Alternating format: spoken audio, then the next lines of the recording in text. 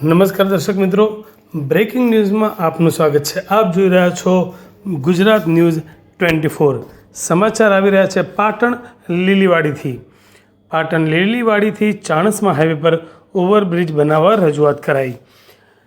ભગવાન શ્રી પદ્મનાભજીના સપ્તરાત્રિ મેળા દરમિયાન જરૂરી સુવિધા ઉપલબ્ધ બનાવવા પાલિકાને રજૂઆત કરી।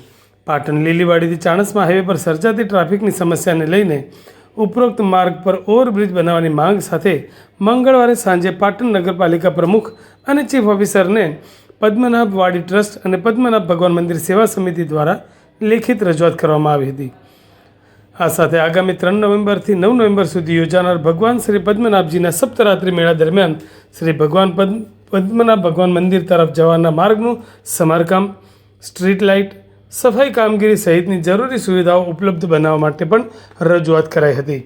પાટણ પ્રજાપતિ સમાજના ઈષ્ટદેવ ભગવાન શ્રી પદ્મનાભજીના સપ્તરાત્રિ મેળા દરમિયાન અને ઓવરબ્રિજની રજૂઆતને ધ્યાનમાં રાખીને પાલિકા પ્રમુખ હિરલબેન પરમાર અને ચીફ ઓફિસર હિરલબેન ઠાકરે હકારાત્મક અભિગમ સાથે યોગ્ય કરી આપવા ભલામણ કરી હતી અને હૈયાધારણા આપી હતી। જોકે ઓવરબ્રિજ મામલે આગામી દિવસોમાં મુખ્યમંત્રીને પણ રજૂઆત કરવામાં આવનાર છે।